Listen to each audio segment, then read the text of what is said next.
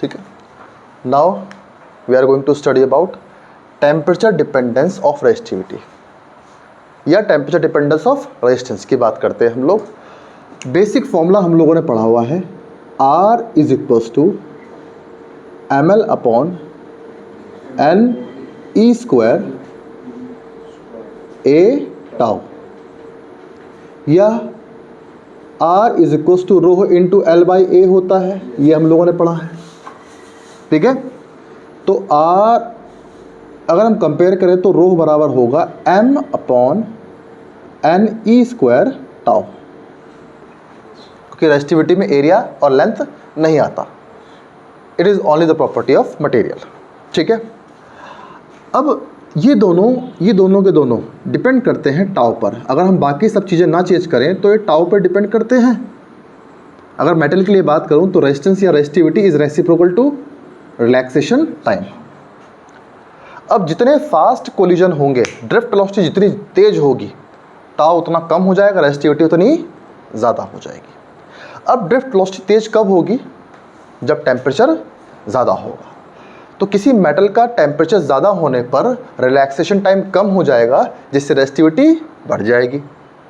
ठीक है, अब हमने जैसे 11th क्लास में सीखा था, 11th क्लास में हमने लीनियर एक्सपेंशन, याद है, सुपरफिशियल एक्सपेंशन या जिसे बोलते हैं एरियल एक्सपेंशन, और एक क्यूबिकल एक्सपेंशन पढ़ा था हम लोगों ने।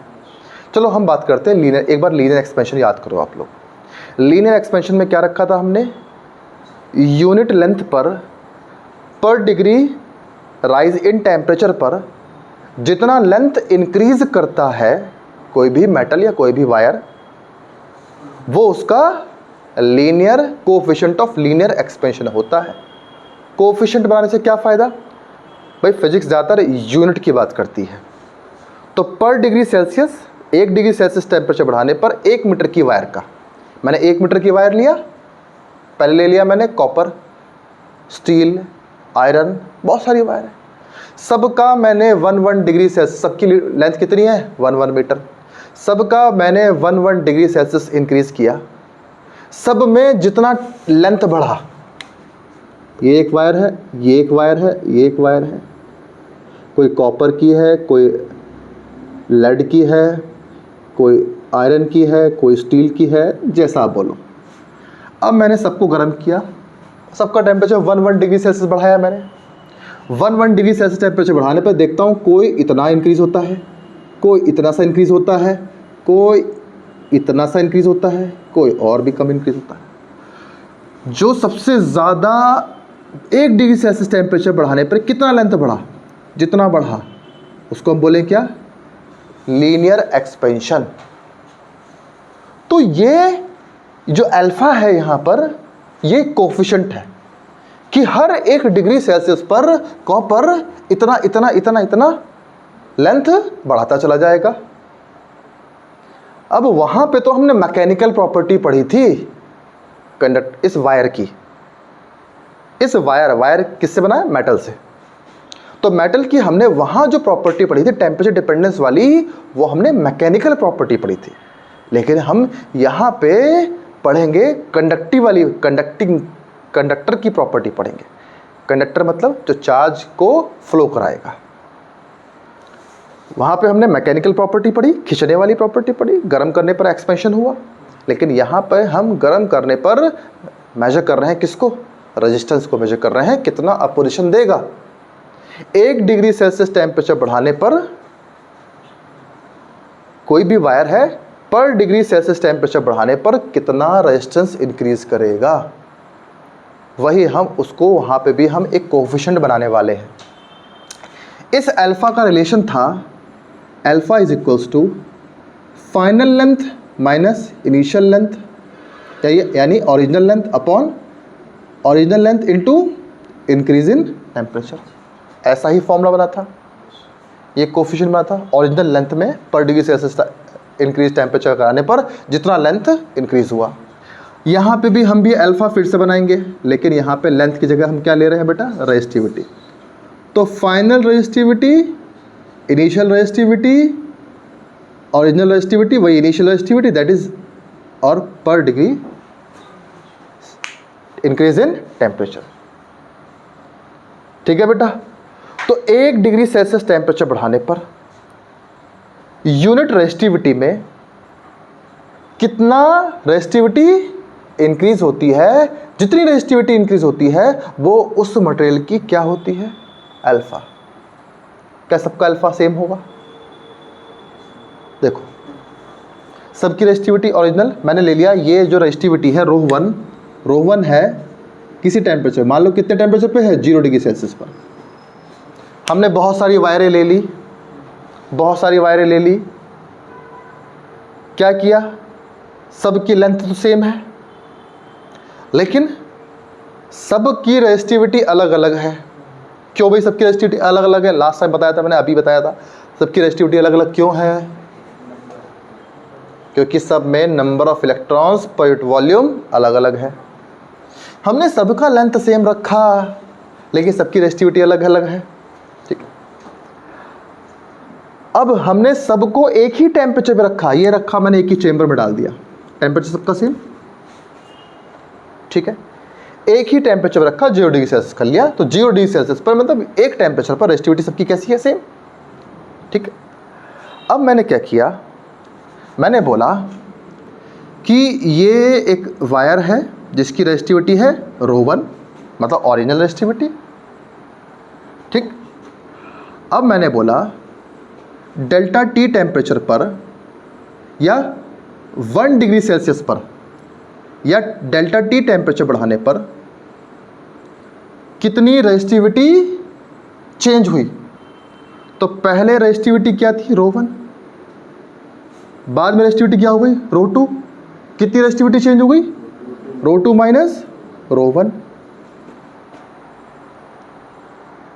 ρ1 रेजिस्टिविटी थी, कितना टेम्परेचर चेंज किया? डेल्टा टी किया। डेल्टा टी मतलब क्या है? T2 minus T1।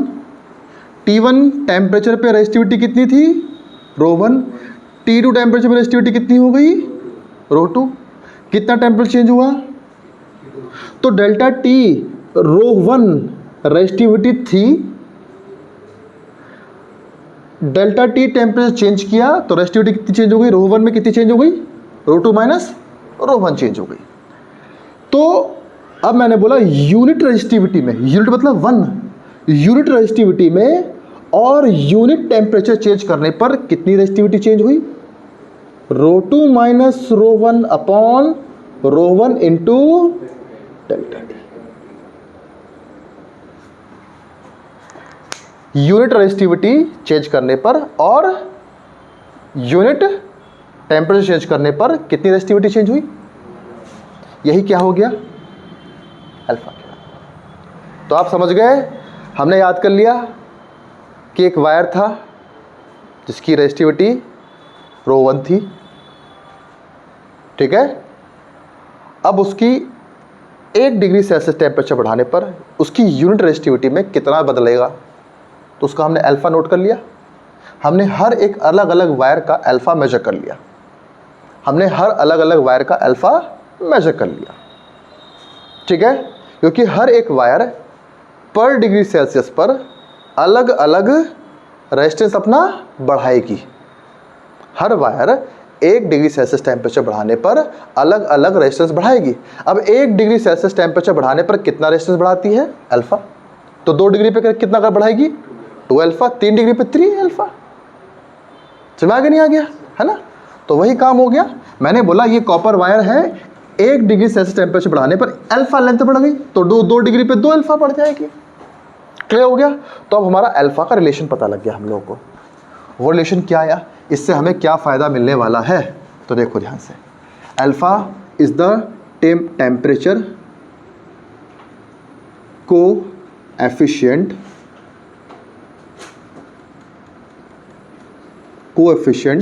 ऑफ, अगर मैं बोलूँ रेजिस्टिविटी, तो it will divide by alpha is equals to ρ2 minus ρ1 upon ρ1 into, अगर मैं बोलूँ टेम्परेचर कोएफिशिएंट ऑफ रेजिस्टेंस बोलता हूँ मैं, अगर अगर मैं रेजिस्टेंस बोलता हूँ तो क्या होगा यहाँ पे, देखो ये देखो आर रो बराबर क्या है, रो बराबर, देखो बेटा रो इज इक्वल टू क्या होता है, R into A by L, ठीक है। अब rho is equal to R into A by L है, ए बाई एल हमारा टेम्परेचर चेंज होने पर हम लोग इसको चेंज नहीं मान रहे हैं, क्या चेंज हो रहा है हमारा, रेजिस्टेंस या रेजिस्टिविटी। तो रो 1 रेजिस्टिविटी है, रो 2 रेजिस्टिविटी है, तो रो की जगह मैंने क्या रखा, r into A by l, r two into A by l, r two into A by l minus r one into A by l upon r one into A by l into delta t. अब a by L से ए by L cut जाएगा तो क्या आया formula, r two minus r one upon r one into delta t. समझ में आ गया, ठीक। तो फॉर्मूला चाहे ये हो, फॉर्मूला चाहे हो, दोनों एक ही वैल्यू देने वाले हैं आपको। दूसरी बात, अल्फा की यूनिट क्या होगी, ऊपर भी रेजिस्टिविटी नीचे भी रेजिस्टिविटी, ओम पर मीटर, ओम मीटर ओम मीटर तो कट जाएगा, क्या बचा, पर डिग्री सेल। अब देखो अल्फा की यूनिट क्या हुई, अल्फा की ऊपर भी रेजिस्टिविटी नीचे भी रेजिस्टिविटी, ओम मीटर से ओम मीटर कैंसिल हो गया, यूनिट क्या हो गई, पर डिग्री सेल्सियस। इसकी यूनिट क्या हुई, पर डिग्री सेल्सियस। तो अल्फा की यूनिट क्या होती है, पर डिग्री सेल्सियस। तो पर डिग्री सेल्सियस कितना है, रेजिस्टिविटी इंक्रीज हुई, वही क्या होती है, कोफिशिएंट ऑफ रेजिस्टेंस या रेजिस्टिविटी। अल्फा हमने मेजर कर लिया, हमने पर केजी हिसाब लगा लिया, पर केजी कितने रुपए का है, तो 2 केजी कितने का हुआ, 3 केजी कितने का हुआ, मल्टीप्लाई करते जाओ, ऐड करते जाओ बाद में। समझ में आ गया, ठीक। अल्फा कंसेप्ट क्लियर हुआ, लेकिन ये बात हमारी अभी यहाँ ख़त्म नहीं होती।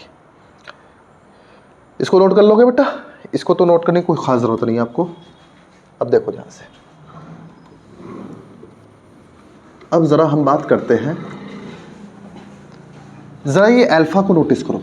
ये जो अल्फ़ा है इसकी वैल्यू पॉजिटिव की भी हो सकती है, इसकी वैल्यू ज़ीरो भी, नियर अबाउट ज़ीरो भी हो सकती है, और इसकी वैल्यू नेगेटिव की हो सकती है, तीनों ही हो सकती है। अभी पॉजिटिव, ज़ीरो और नेगेटिव से आप क्या समझते हो, तो बेसिक फॉर्मूला हमारा इसका क्या है, बेसिक फॉर्मूला हमारा रो 2 minus rho 1 upon rho 1 into delta T होता है, ठीक, या R2 minus R1 upon R1 delta T होता है। अब आप सोचो अल्फा पॉजिटिव कब होगा, जब R2 बड़ा होगा R1 से। क्यों, अल्फा पॉजिटिव का कब होगा, जब R2 बड़ा होगा R1 से, है ना। दूसरा, R2 कब बड़ा होगा R1 से, जब डेल्टा टी इंक्रीज होगा। अगर डेल्टा टी बढ़ाओगे, टेम्परेचर बढ़ाओगे, तो रेजिस्टेंस बढ़ेगा, क्योंकि डेल्टा टी बराबर क्या है, T2 माइनस T1। तो अगर T2 बड़ा हुआ T1 से, तो T2 मतलब T2 टेम्परेचर पर है रेजिस्टेंस R2 और T1 टेम्परेचर पर रेजिस्टेंस है R1। मेटल्स की केस की बात करूं तो मेटल्स में टेम्परेचर बढ़ाने पर रेजिस्टेंस बढ़ जाता है। अब अगर आपने टेम्परेचर बढ़ाया तो R2 बड़ा हो जाएगा R1 से, अब बड़े नंबर छोटा नंबर माइनस करोगे तो अल्फा कैसा आएगा, पॉजिटिव का आएगा। तो इसकी वैल्यू जो अल्फा की वैल्यू होती है फॉर द केस ऑफ, अब बात करूं मेटल्स को लेकर के बात करता हूं, अल्फा फॉर मेटल्स, अगर मैं मेटल्स को लेके बात करूं तो पता नहीं हुआ, चल रहा है अभी, हाँ ठीक है। अगर मैं अल्फा को, मेटल्स को लेके बात करूं तो मेटल में अल्फा होता है पॉजिटिव, अल्फा होता है पॉजिटिव का, और ये ध्यान सुनो, अल्फा होता है पॉजिटिव का, ठीक है। अभी पॉजिटिव कब हुआ, जब R2 बड़ा होगा R1 से। तो इससे हम क्या समझ में आए कि जिसका अल्फा पॉजिटिव का होता है, जिस मटेरियल का अल्फा पॉजिटिव का होता है, उसका R2 बड़ा होता है R1 से। मतलब क्या होता है कि उसका रेजिस्टेंस डिपेंडेंस है टेम्परेचर पर, मतलब कि टेम्परेचर बढ़ाऊंगा मैं तो रेजिस्टेंस भी क्या होगा, इंक्रीज होगा। टेम्परेचर बढ़ाने पे रेजिस्टेंस क्या होगा, इंक्रीज होगा।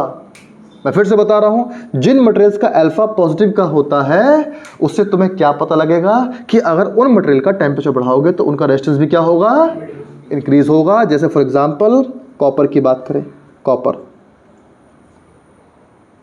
कॉपर का अल्फा कैसा होगा, पॉजिटिव का होगा, ठीक है।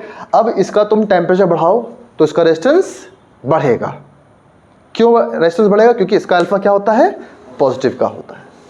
इतना कंसेप्ट क्लियर हो गया। दूसरा, कॉपर का अल्फा पॉजिटिव होने के साथ साथ अल्फा की वैल्यू बड़ी भी होती है। अब ये नहीं बहुत बड़ी होगी, लेकिन अल्फा की वैल्यू बाकी मटेरियल के कंपैरिजन में कॉपर का ज़्यादा होता है।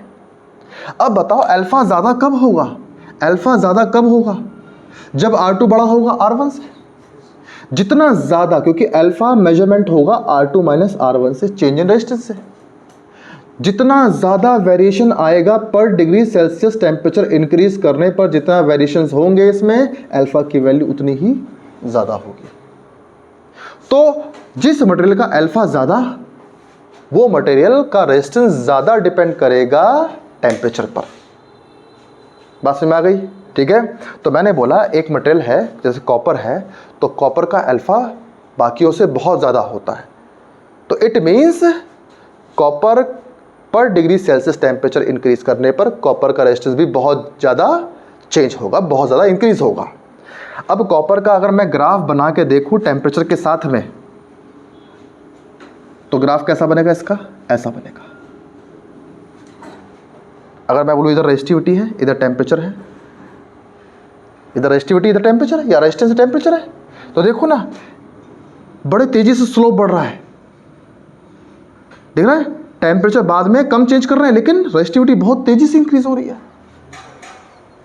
बात समझ में आ गई। तो ऐसा ग्राफ जिसका होगा, जिसका स्लोप बहुत तेजी से ऊपर चढ़ेगा, तो हम बोलेंगे उसकी रेजिस्टिविटी या रेजिस्टेंस बहुत तेजी से इंक्रीज होता है। अगर मैं एल्यूमिनियम की बात करूं तो अल्फा ऑफ कॉपर बड़ा होता है अल्फा ऑफ एल्यूमिनियम से।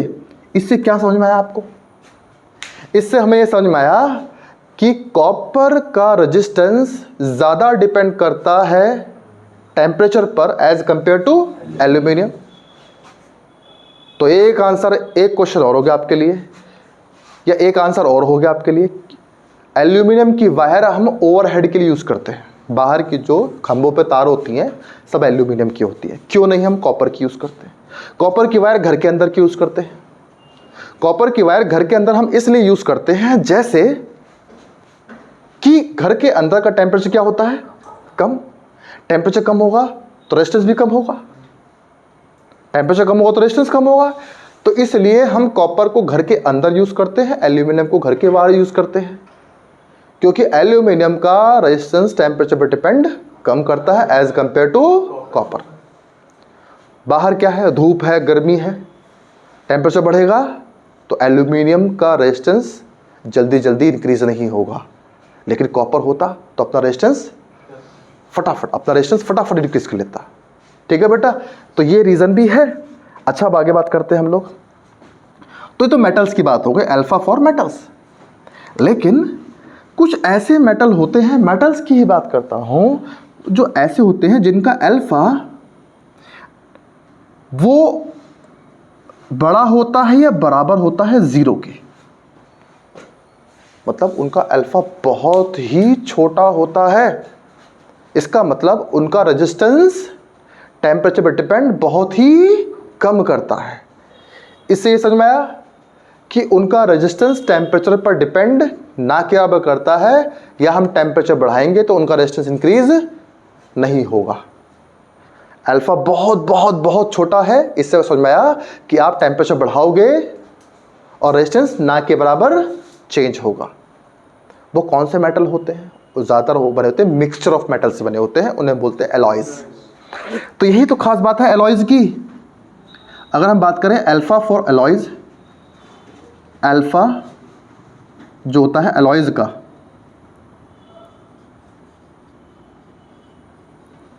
एलॉयज क्या होता है? Mixture of metals. इनका अल्फा क्या होता है? टेम्परेचर कोफिशिएंट 0 के नियर बराबर होता है, बहुत छोटा होता है। अगर मैं ग्राफ की बात करूं मैं तो इनके पास रेजिस्टिविटी तो पहले ही बहुत ज़्यादा होती है, एलॉयज़ के पास रेजिस्टिविटी पहले ही ज़्यादा होती है, और टेम्परेचर बढ़ाते रहोगे तो रेजिस्टिविटी ना के बराबर चेंज होगी। अगर हम थोड़ी थोड़ी रेजिस्टिविटी अगर नोटिस करें, थोड़ी थोड़ी रेजिस्टिविटी माइक्रो ओम मीटर में अगर हम देखें तो ये ग्राफ ना बड़ा सा ऐसा होगा, थोड़ा स्लोप दिखेगा हल्का फुल्का। अगर हम ओम मीटर में लिखें तो ये ग्राफ किसके होगा, पैरेलल हो जाएगा किसके, टेम्परेचर के। लेकिन यहाँ देखो जरा, दिखता है, दिखता बहुत तेजी से इंक्रीज हो रहा है, लेकिन यहाँ पे तो, लेकिन खास बात क्या है, यहाँ देखो लो टेम्परेचर पर रेजिस्टिविटी क्या है, लगभग 0 का, बहुत कम बहुत कम। लेकिन यहाँ पे ऑलरेडी इतनी रेजिस्टिविटी मेंटेन्ड है, ये रेजिस्टिविटी पहले से सेट है, 0 टेम्परेचर पे भी रेजिस्टिविटी रहती है एलॉयज़ की। वो कौन से एलॉयज़ हैं जिनका temperature dependence, resistance temperature dependence नहीं होता? वो है मैंगनीन,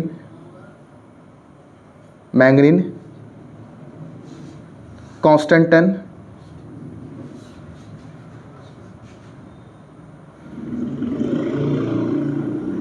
नाइक्रोम,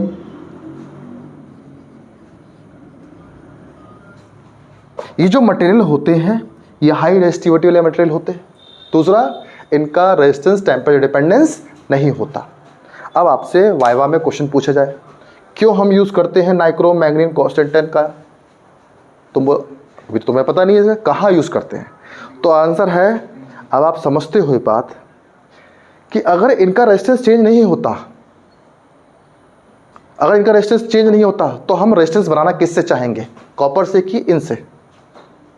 कॉपर से। अगर हम इनका रेजिस्टेंस चेंज नहीं होता तो हम, अगर हमें कोई रेजिस्टेंस बनाना है 10 ओम का, तो हम किससे बनाना चाहेंगे, कॉपर से बनाना चाहेंगे या मैग्नी, इनसे, एलॉय से बनाना चाहेंगे। क्यों? देखो दीपांशु के अकॉर्डिंग सुनो, मैंने एक डिवाइस लगाया, सुन जाओ, एक डिवाइस लगाया मैंने, वो डिवाइस कम करंट पे काम करता है, कॉस्टली डिवाइस है हमारा, ठीक है। अब क्या हुआ, करंट कम करने के लिए हम क्या लगाएंगे, उसके सीरीज में रेजिस्टेंस लगा देंगे, ठीक। अब हमने रेजिस्टेंस किसका बनाना पसंद करें, कॉपर का क्या एलॉयज़ का? तो अभी दीपांशु के अकॉर्डिंग कॉपर का बना के लगा देते हैं हम लोग। लेकिन रूम का टेम्परेचर, तुमने एसी ऑन कर दिया, रूम का टेम्परेचर कम हो गया, रूम का टेम्परेचर कम हो गया तो कॉपर का रेजिस्टेंस कम हो गया, करंट क्या हो गई, बढ़ गई, करंट क्या हो गई, बढ़ गई, आपका डिवाइस फूक गया, जल गया, खराब हो गया।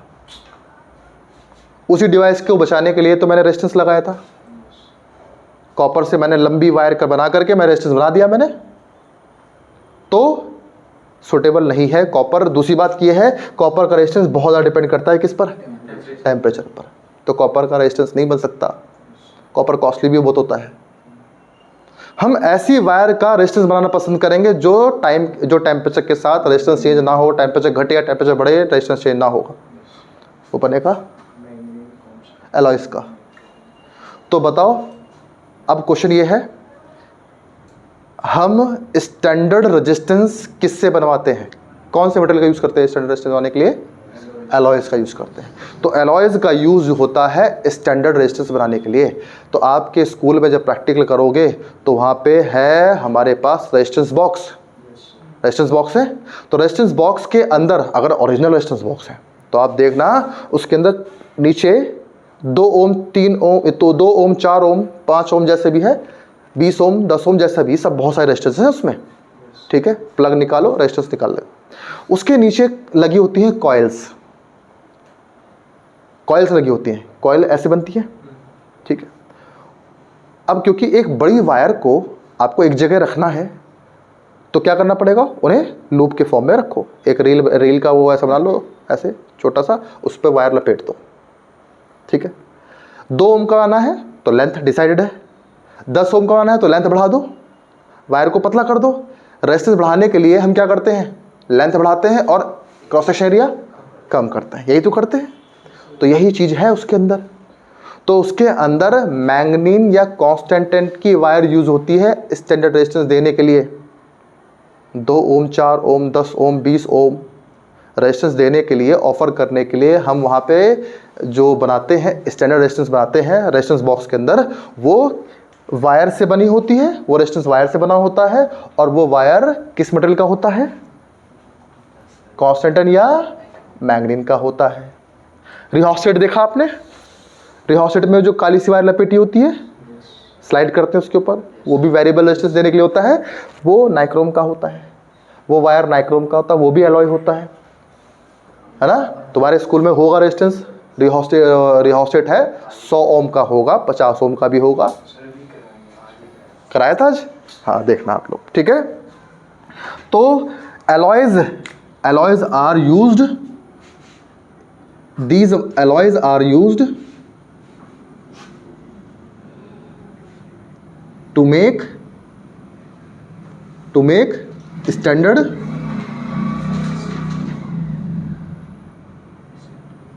resistance, समझ में आया सब बच्चों को? क्लियर हो गया बेटा? तो अल्फा पॉजिटिव का भी होता है, अल्फा जीरो भी होता है। लास्ट में छोटा लास्ट में देख लो पॉइंट छोटा सा, अल्फा नेगेटिव का भी होता है। अब नेगेटिव का अल्फा क्या समझ में आया? नेगेटिव का अल्फा क्या समझ में आया? जब R2 छोटा होगा R1 से, डेल्टा टी तो हमेशा इंक्रीज ही होगा, डेल्टा टी तो हमेशा इंक्रीज होगा, ध्यान रखना बेटा। अब यहां पे T2 बड़ा है T1 से, टेम्परेचर ज़्यादा है, बाद वाला टेम्परेचर ज़्यादा है पहले टेम्परेचर से, टेम्परेचर बढ़ाने पर रेजिस्टेंस घट रहा है। ये होता है in the case of semi conductors and insulators. Semi conductor की बात करें, इंसुलेटर्स की बात करें, या इलेक्ट्रोलाइट की बात करें, सबका अल्फा कैसा होगा? नेगेटिव का। मतलब सब में टेम्परेचर बढ़ाओ रेजिस्टेंस कम हो जाएगा, टेम्परेचर बढ़ाओ रेजिस्टेंस कम हो जाएगा। अच्छा, सेमी कंडक्टर में रेजिस्टेंस कैसे कम हो जाएगा? हम जानते हैं सेमी कंडक्टर में टेम्परेचर बढ़ाने पर जो number of electrons per unit volume होते हैं वो इंक्रीज हो जाएंगे। अभी आप आगे पढ़ोगे कि सेमी कंडक्टर में और इंसुलेटर में बात करें तो टेम्परेचर बढ़ाने पर इलेक्ट्रॉन्स एक्साइटेड हो जाएंगे और उनके पास एनर्जी हो जाएगी किसके लिए? कंडक्शन करने के लिए। मैं फिर से बता रहा हूँ, सेमी कंडक्टर में अगर मैं मटेरियल की बात करूँ तो इलेक्ट्रॉन को मैं 2 हिस्सों में बांटता हूँ। ऐसे इलेक्ट्रॉन जो सिर्फ एटम में रिवॉल्व करने का काम करते हैं, जिसे हम बोलते हैं वैलेंसी काम करते हैं, उनके पास एनर्जी कम होती है तो उसे बोलते हैं वैलेंस बैंड के इलेक्ट्रॉन, जो सिर्फ वैलेंसी काम करते हैं। कुछ इलेक्ट्रॉन ऐसे होते हैं जिनके पास एनर्जी ज़्यादा होती है, जो बाहर से टेम्परेचर से गेन करते हैं, वो जम करके ऊपर के बैंड में आते हैं, ऊपर के एनर्जी लेवल पे आते हैं, वो काम करते हैं कंडक्शन का। तो इलेक्ट्रॉन 2 लेवल के होते हैं, एक वो होते हैं जो सिर्फ वैलेंसी काम करते हैं और एक होते हैं जो कंडक्शन काम करते हैं। तो सेमी कंडक्टर में कंडक्शन काम वो इलेक्ट्रॉन कर सकते हैं जिनके पास एनर्जी लेवल ज़्यादा है।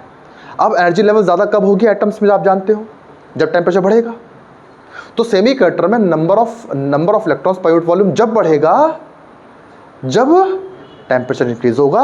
और आपने सेमी कंडक्टर में करंट पढ़ा था I इज इक्वल्स टू, अभी देखो NeABD ये पढ़ा था, प्लस N, ये नंबर ऑफ इलेक्ट्रॉन्स बोलता हूँ, ये number of holes, EA drift velocity of holes, drift velocity of electrons, drift velocity of holes. क्या बेटा? तो जो सेमी कंडक्टर हैं उसमें इलेक्ट्रॉन का भी करंट होती है और होल्स की भी करंट होती है, ये बताया था मैंने अभी। सेमी कंडक्टर में इलेक्ट्रॉन्स की भी करंट होती है और होल्स की भी करंट होती है। अब करंट का फॉर्मूला पता है, करंट का फॉर्मूला क्या कहता है? I is equals to NeABD। ये हर मटेरियल के सेम रहेगा। करंट ज़्यादा होगी अगर number of electrons per unit volume ज़्यादा होगा। बात समझ में आ गया? अगर number of electrons per unit volume जितना ज़्यादा होगा करंट उतनी ज़्यादा होगी। सेमी कंडक्टर में, इंसुलेटर में number of electrons per unit volume ज़्यादा कब होगा? जब टेम्परेचर ज़्यादा होगा। टेम्परेचर बढ़ा दो तो N बढ़ जाएंगे, एन बढ़ जाएंगे, फ्री इलेक्ट्रॉन्स बढ़ जाएंगे। फ्री इलेक्ट्रॉन कब बढ़ेंगे? जब सारे इलेक्ट्रॉन, देखो ये मैं ऐसे बना दूं, ये एनर्जी का लेवल है, एनर्जी का लेवल है, ये लेवल है, ये लेवल है, ठीक। इस लेवल के इलेक्ट्रॉन सिर्फ एटम में घूमने काम करते हैं, लेकिन अगर इलेक्ट्रॉन जंप करके यहाँ पहुँच गए, अगर उनको इतनी एनर्जी मिल गई तो वो क्या करेंगे? कंडक्शन का काम करेंगे। और इस एनर्जी पे जब आएंगे इलेक्ट्रॉन, जब उनके पास एनर्जी ज़्यादा होगी, टेम्परेचर ज़्यादा होगा। इसलिए सेमीकंडक्टर के केस में या इंसुलेटर के केस में टेम्परेचर बढ़ने पर रेजिस्टेंस कम हो जाता है। वही काम इलेक्ट्रोलाइट में भी होता है। अगर आप टेम्परेचर बढ़ाओगे तो विस्कस ड्रैग कम हो जाएगा, लिक्विड हमारा पतला हो जाएगा, उसमें आयंस फ्लो होते हैं इलेक्ट्रोलाइट में, तो आयंस ईजिली बह जाएंगे, ईजिली फ्लो हो जाएंगे। तो टेम्परेचर बढ़ाने पे विस्कोसिटी कम हो जाएगी, ड्रैग कम हो जाएगा और आयंस ईजिली फ्लो कर जाएंगे, रेजिस्टेंस कम हो जाएगा। क्लियर हो गया? तो इन तीनों के केसेस में अल्फा कैसा होगा? नेगेटिव का होगा। तो आप बता सकते हो एग्जाम में अगर वाई पूछा है तो अल्फा पॉजिटिव, नेगेटिव और जीरो कब होता है, ठीक है। सबसे बड़ा केस हमारा एलॉयस का है, ठीक है बेटा। चलो okay, thank you very much, ये हो गया हमारा।